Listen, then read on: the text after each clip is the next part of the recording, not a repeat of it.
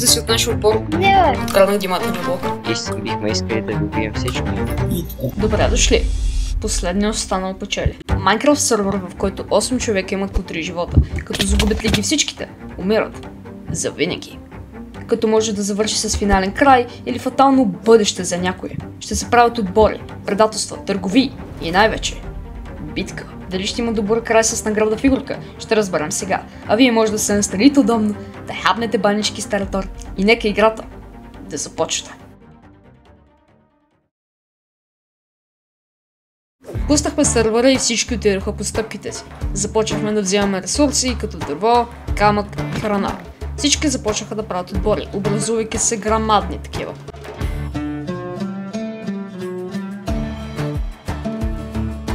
Откъде да започва освен с моята история? Това беше прекалено близо. Играч на име Косаро, а.к.а. Калянчо, искаше да се съюзи с някой по-силен поради неговите умения. Кой ще е по-подходящ от мен? Двамата направихме коалиция, наречена Коки, с цел да покажем на по-силните, че трябва душа. Главното нещо, което ни трябваше, беше село, поради незнайна причина, и плоска земя. Като преди всичко... Да кажем не тук, има село. О, Стефчо! Добре, отивам на спаун. Айде на спаун, отивам на спаун. Чакай. Това е Стефчо Кефчо, бейби, който тук ще получи покана за участие в Коки. За жалост не беше лесно съгласие, тъй като той беше поканен и в друг отбор, съдържайки едни от най-добрите в сървъра. Аз. Но въпреки това... Къде си, приемам, между другото. Една стъпка повече за Коки. През това време... Играч на име Асън, а.к.а. Крис. Познаваше Майнкрафт като пете си пръста, който се видя като безплатна победа за друг играч, известен като Зиро. Също Зиро искаше да направи отбор с всички, освен мен и Калянчо. Хитро, ако питате мен. В неговия отбор участват хора като Вики, който първи се доближи до Крис, и Тафтъл, който праща видеята ми в Дискорд група на приятелите си. Как е мюсюлманския живот? От една страна намирахме село след село, но не на мястото, което искахме. Накрая просто решихме да плаваме.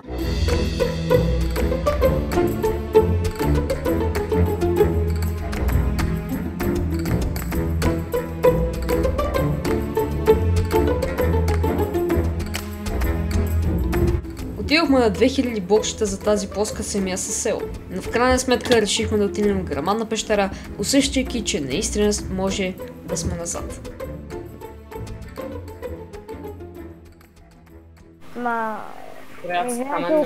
Ние бяхме там. Той умре от зомби! Къде си губи живот? Вижте, Стефчо беше най-гладен за диаманти. Кой не беше? И намираше диамант след диамант. Което беше супер, но времето летеше бързо. Малко или много, трябваше да намерим този дом. И прекратихме експедицията до пещерата. Останахме с 2 диаманта от Калянчо, 4 диаманта от мен и 20 от Стефчо. Като направихме математиката, че може да искаме им 3 диаманта за кирка, 2 за enchanting table и 21 за панталони и за тримани. Това не се хареса с Стефчо, бавейки ни. Брат, моля те, направи гащите. Губим времето си в нищо. Сигурно си гледа YouTube, откъде знам. Което беше лоша новина, тъй като времето течеше. А да не говорим, че Камен, 8-мият играч, ни съобщи, че Крис, един от силните играчи в сървъра, е вече с пълния диаманта на броня. Какво направи, че някак си държава да ме направи? Хрона ти. Камен, между другото, не беше много активен, така че може да се буди за отпаднал. Както и да е, той смята, че трябва да използваме диамантите за оръжие, като даже не е играл Майнкрафт от месеци. Локи, аз не. Това загуба с представа. Брат, направи. Добре, направи ги. Това е на място. Благодаря. Ау. Нямаш право. В крайна сметка направи панталоните след 10 минути убеждаване, което ме навежда на мисълта. Дали Стефчо смята нас за съюзници? Все пак може да отиде в другия отбор и да ни предаде жестоко. Затова щеше да е добре да му държим по едно око. Хора, в момента съм в най-екстремната ситуация, така че може ли някой, който е по-чил да погледне към небето, да види луната и да ми каже колко остава до нощта? Доста. Докато се връщахме от лек провал, останалите правиха мини. Километри дълги. Както направиха и Недър портал който води точно до Обащен. Колко приятни новини. Ние спорим за гащи. Въпреки това, цялото това тежко игране коства се животите на някой. Имам предвид да копаеш натам като мен, обаче просто ти е много натам. Тоест, както мен с този тунел тук, направи също някъде от тук. Но остана се на 2 живота, Крис остават на 1 живот, борейки се за най-доброто. Когато се върнахме от Великото морепълнене, открихме крахката истина. Това, което търсехме, беше на 2 блока.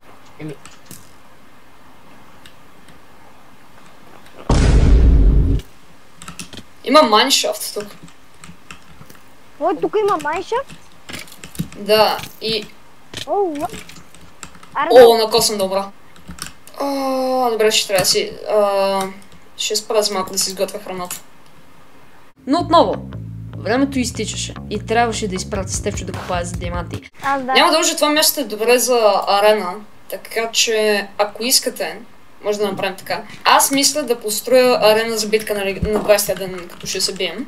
Което мисля да е ето тук, защото според мен е перфектно. Може вие примерно да отидете за диаманти. О, аз ще умра. Окей, ти можеш да огледаш наоколо. Ти можеш да... Ако искаш да ходиш за диаманти. Или как искате? Аз за да построя нещо голямо в новия ни дом.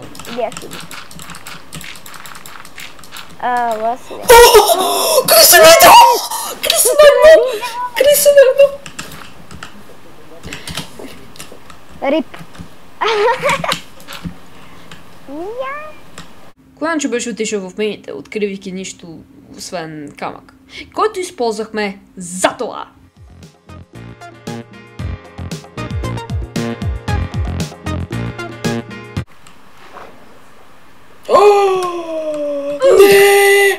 Не! Това не е добре смешно. Не! Тя си помисли, че това е някакъв от противниците, ама това не е така. Изобщо не е така. Стефчо загуби живота си. И диамантите. Той просто се тръгна. Не знам колко говори това, но все пак. Сега някой пита, защо не отиваш за диаманти, а си губиш времето да строиш такива неща. На 19-я ден трябва да направим великото гласуване. Дали да продължим сервера с 10 дни, като всеки загуби по 1 живот, или да се направи епична битка на арена Миксел. Гениален си, пиле! Виждайки как се развиват нещата, сигурно е ясно какво ще правим. Времето за пълна диаманта на брони от всички настъпи и колецето с името ние, нашето име е Боя, взе единодушно решение. Ще извикат мен и моя умен мозък, за да дам 20 sugarcane за 5 желасо, за да ме проследят. Но и ние взехме едно решение. Вижте, след като Стефчо се върна, а аз построих арената, предложих на всички да вземем диаманти по интересния начин. Добре, това ми харесва. Да, и на мен това ще е много добре.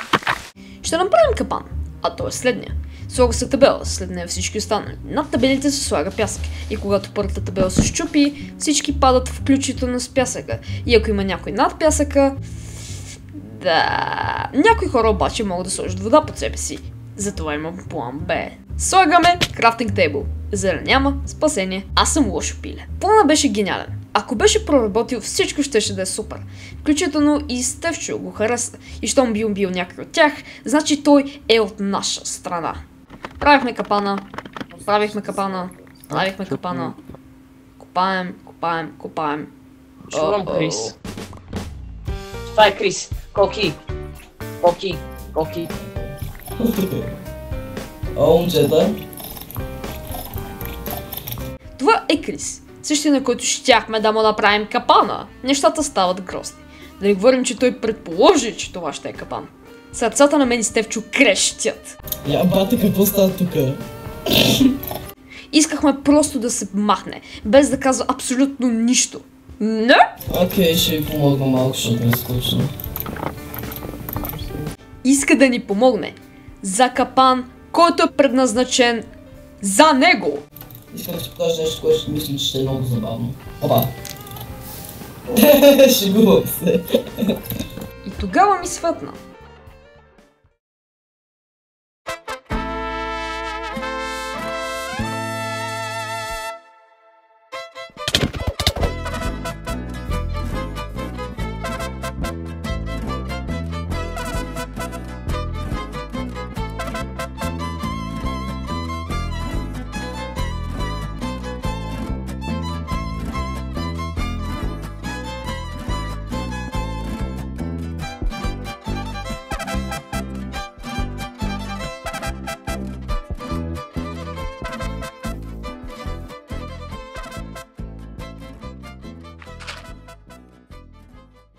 Жалко, че микрофонът ми не работеше тогава. Просто трябваше да се чуе тревогата ми. От паника решихме да избягваме, като започнем същия капан на нашата база. Зиро ми се обади по въпроса, като аз му отговорих с...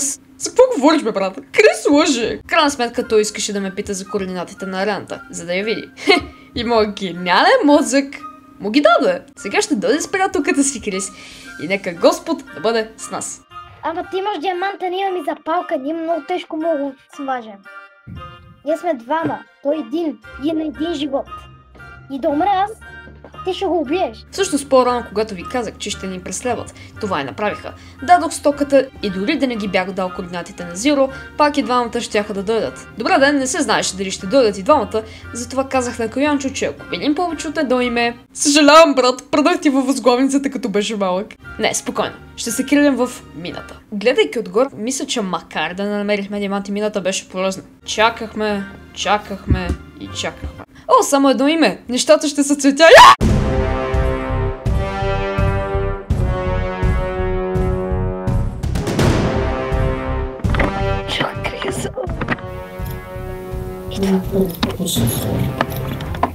Ой, Рема се напи. Няма да му слушам.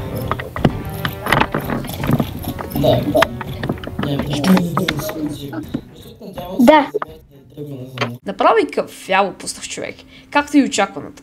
Идваха с цел да ни убият. Сюрпрайз! А ние стоим под тях, подслушвайки ги. Естествено, че ще ни питат къде сме. А ние казахме, че ще вземем смитинг темплейт, което беше сделка от по-рано. Каква мишка си миксъл? Но съм пиля. Ден 19. Бих казал важен ден. Обаче преди да дойде деня...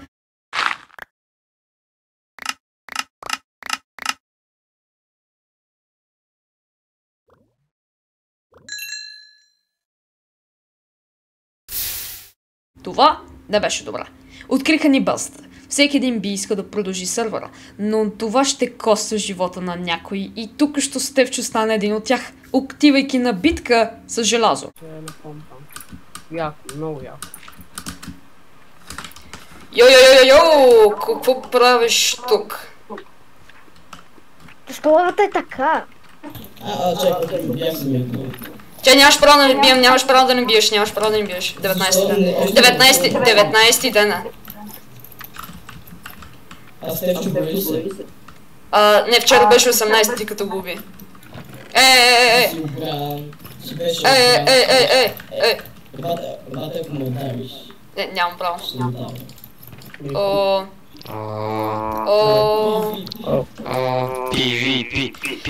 Нямам право. Ако си ни робиш нещата. Кой? Аз ли? Той ни роби, да. Окей. Аз не искам да Знаеш какво, отивам в твоите неща в такъв случай. Аз само гледам какво имат. Отивам при твоите неща. Защо? Значи, вие имате право да ни изробите в нещата, ние нямаме право, така ли да разбера? Не, вие не, че нямате право, но с радост бихме искали да ви убием всички. Опитах се да направя каквото мога. Например, да подкупя Вики.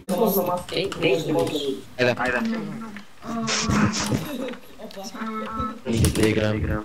На 19-ти ден нямаме право да се бием. Това не е да не вярва човек и ядоса някой. Окей. Държиш ли? Държа. Нямаш право. Не, само какво говориш. Стефчо, държиш ли? Нямаш право. Всички казват така. Но нека да оставим гласуването да говори. Ще го правим един по един, като всеки един ще си каже защо избира това.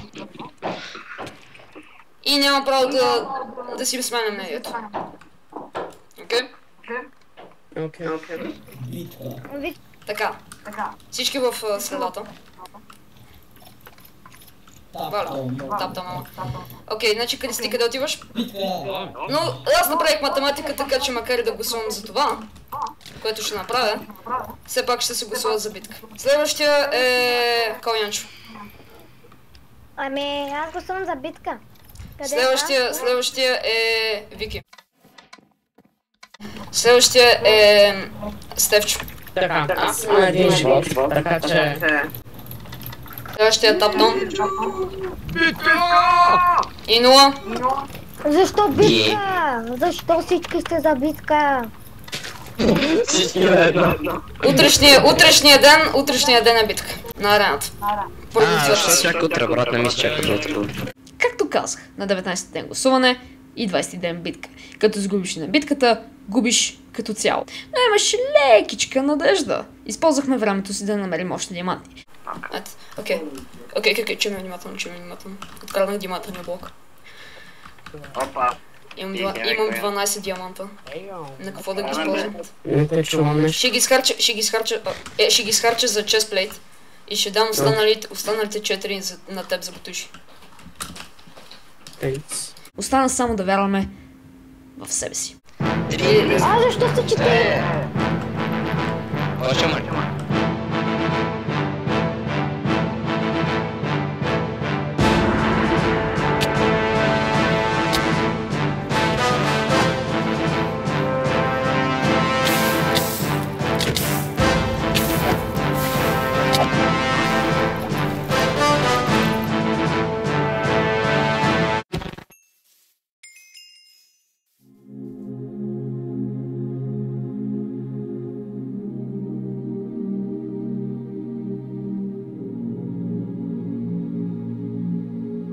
Ще е по-трудно, човек, как подготвил златния ябълк.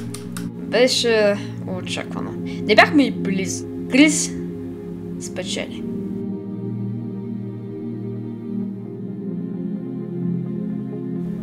Но това не е края. Крис няма да спечели първоначалната награда. Ще спечели микса бомболи. Не знам как ги намерих между делата, те бяха напълно случайни, човек. Да. Но фигурката ще се спечели в друг формат. Няма да има 3 живота, гласуване и глупости. Не! Всички ще имат по 1 живот. И ще се играе, докато не остане единствен човек. Дали ще отмъстим за Коки? Само времето ще покаже. Следващия формат ще се планира да има повече хора, така че ще бъде по-яко. Това даже ще го борим като тъп формат. Благодаря на всички, които участваха, каналът на Крис. Благодаря за гледането и ние, отбор ние, ще се завърнем. Помнете ми думите. Помнете.